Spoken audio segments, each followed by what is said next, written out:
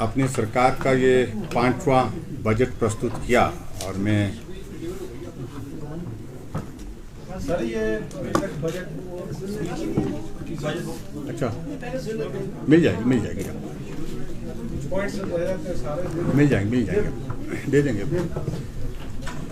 मेरा ये सौभाग्य है कि सरकार बनने के पश्चात मुझे ये 5वां बजट प्रस्तुत करने का अवसर प्राप्त हुआ और ये बजट जो है वो 51,365 करोड़ रुपए का इसका आकार जो है जो प्रस्तावित है उस रूप में है। और जहां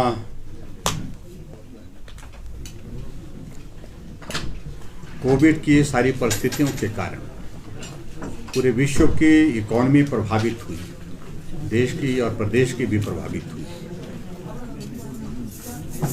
तो बहुत बड़ा संकट हमारे सामने था उस दृष्टि से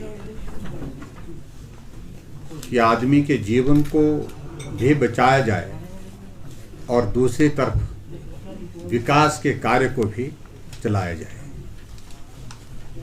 संभवतः ये दौर किसी मुख्यमंत्री के जीवन काल में नहीं था, उससे पहले बहुत कुछ उससे सीखा भी, और लेकिन बहुत सारी चुनौतियों के सामना करते हुए यहाँ तक पहुँचे हैं।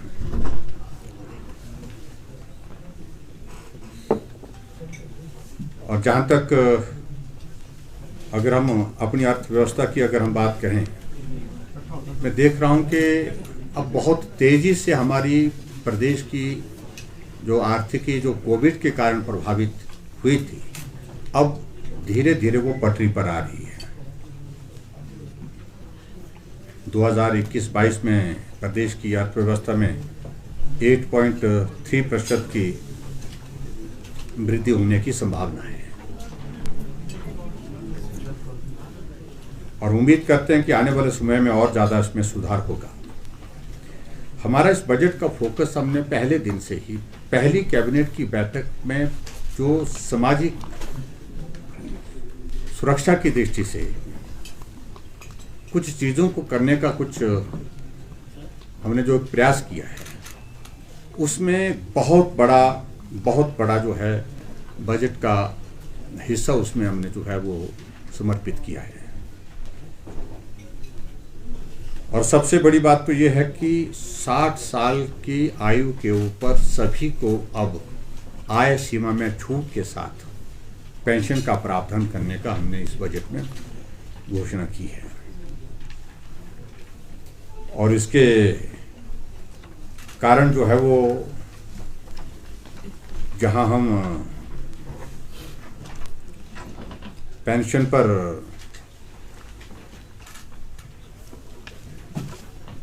पहले जो है वो 450 करोड़ रुपए खर्च करते थे और आज वो पेंशन यानी सामाजिक सुरक्षा पेंशन पर हम 1300 करोड़ रुपए खर्च कर रहे हैं।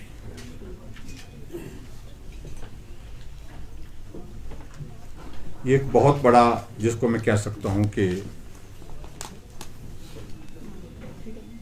एक एरिया जहां जिसको हमने फोकस करके, जो गरीब है, जो पिछड़ा है, जिसको सही मायने में मदद की ज़रूरत है, उसको हमने फोकस करके किया है।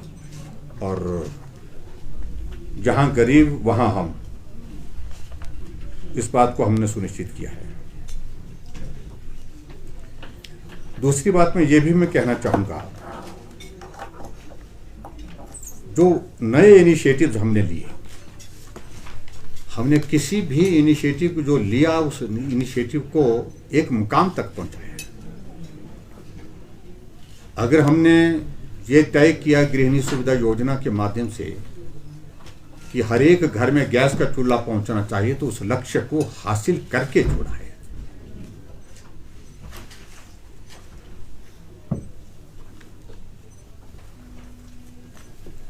और उसमें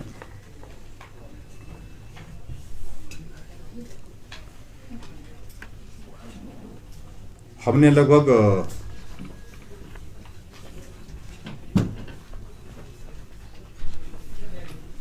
3,25,000 गैस के कनेक्शन दे करके उस लक्ष्य को पूरा किया है।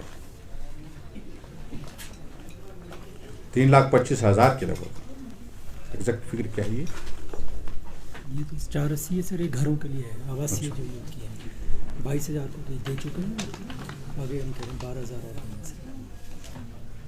और उसके बाद दूसरा एक लक्ष्य हमने इस बात को भी फोकस किया, जहां हिमाचल प्रदेश में 3,500 और 4,000 के करीब हाउसिंग स्कीम के अंतर्गत मकान दिए जाते थे।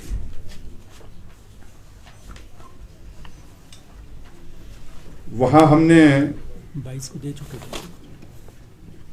अब की बार 22-23 में जो है वो 13,000 आवास जो है वो देने का हमने एक लक्ष्य निर्धारित किया है। हम कई गुना उससे ज़्यादा बढ़े हैं। हालांकि हिमाचल प्रदेश में इस बात से हम सहमत हैं कि हर आदमी के पास घर है, लेकिन किसी के पास अच्छा घर हो, इस बात को सुनिश्चित करने की दृष्टि से।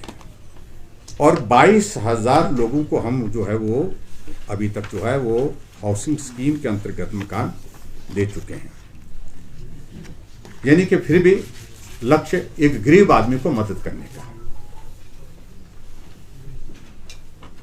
और उसी तर्ज पर अगर आगे हम बढ़ करके कहें, जो हिम केयर की हमने योजना चलाई, उस हिम केयर के योजना को भी एक मुकाम तक पहुंचाया है। और उस हिम केयर की योजना को पूरे हिमाचल प्रदेश में लागू करते हुए मुझे इस बात की प्रसन्नता है कि 200 करोड़ से ज़्यादा हम अभी तक उसमें खर्च कर चुके हैं। और उसके साथ साथ में 2 लाख से ज़्यादा 2,20,000 के करीब जो है लोगों का मुफ्त में इलाज करने में हम उसमें कामयाब हुए हैं। और ये भी गरीबों के लिए समर्पित है। गरीब आदमी जो अपना इलाज नहीं कर सकता, उसके लिए इस दृष्टि से हमने ये सारा एक इनिशिएटिव लिया है और उस योजना को आगे बढ़ाया है। और इसके अतिरिक्त आप देखेंगे सारे जितने भी हमारे छोटे छोटे एक दिहाड़ीदार की दिहाड़ी बढ़ाना, और अब की बार मैं समझता हूं कि शायद मेरे में आज तक के इतिहास में 50 रुपए की इंक्रीज आज से पहले कभी नहीं हुई है एक साथ।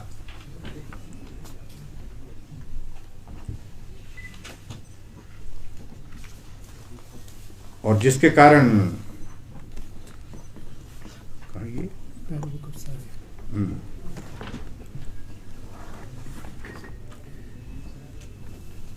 जो हमारे जितने भी हमारे जो आउटसोर्स का एम्प्लॉयज हैं उनको भी उसमें लाभ मिलेगा। और जो पैरा वर्कर्स हैं उन सबको, जैसे आंगनबाड़ी के लिए हमने तय किया कि आंगनबाड़ी के लिए 1,700 रुपए की इंक्रीज की है, और हमारे ही कार्यकाल में 4,500 की इंक्रीज की है। आशा वर्कर के लिए 1,825 रुपए की इंक्रीज की है। ये भी उनके इसमें जो है सबसे बड़ी इंक्रीज आज तक के इसमें है।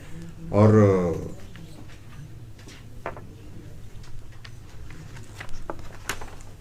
उनको लाभ देने की कोशिश हुई है। अगर दिहाड़ीदार की अगर 50 रुपए के हिसाब से हम बात कहें, जिसका मैंने जिक्र अंदर भी कर लिया है, उस पर मैं यही कहना चाहूँगा कि अब दिहाड़ी जो है वो 350 रुपये हो जाएगी, और हमारे ही कार्यकाल में 4,200 रुपये प्रति माह का लाभ एक दिहाड़ीदार को इन 4 वर्षों में मिला है।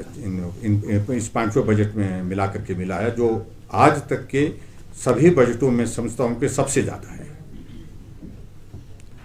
और इसलिए सभी कैटेगरीज का मैंने जिक्र करूंगा, उस पर बहुत लंबा वक्त लगेगा। सभी कैटेगरीज का तो कितना भार बढ़ा है स्टेट गवर्नमेंट के ऊपर? सभी कैटेगरीज में सभी का उस तरह के कैलकुलेशन तो मेरे पास इस वक्त नहीं है, वो अलग से करीब 800 करोड़ का 800 करोड़ का लगभग 800 करोड़ रुपीस का जो है इस प्रकार से ये फिगर बनती होगी। वाटर कैरियर का बढ़ाया, मिड डे मील का बढ़ाया, सिलाई अध्यापकों का बढ़ाया, आंगनबाड़ी सहायिका का बढ़ाया, मिनी आंगनबाड़ी का उनका बढ़ाया, पैराफिटर का बढ़ाया, जिनके जल रक्षक का बढ़ाया, और इंक्रीज भी सब्सटेंशियल इंक्रीज किया। अदरवाइज क्या होता था, 50 रुपये 100 रुपये की इंक्रीज ऐसी होती थी। अब की बार इंक्रीज जो एक बहुत बड़ी इंक्रीज उसमें की है, क्योंकि इस महंगाई के इस दौर में। तो मैं इस बात को कह सकता हूँ कि ये समाज के गरीब वर्ग के लिए समर्पित यह बजट रहा है। और निश्चित रूप से इस कोविड की सिचुएशन में जो हालात थी, जो परिस्थितियां थी आर्थिक रूप से, उसके बावजूद ये प्रयत्न हुआ कि सभी वर्ग को कुछ ना कुछ लाभ के रूप में हम उपलब्ध करा सके। ये हमारा प्रयत्न हुआ है और उसमें हम सफल हुए हैं।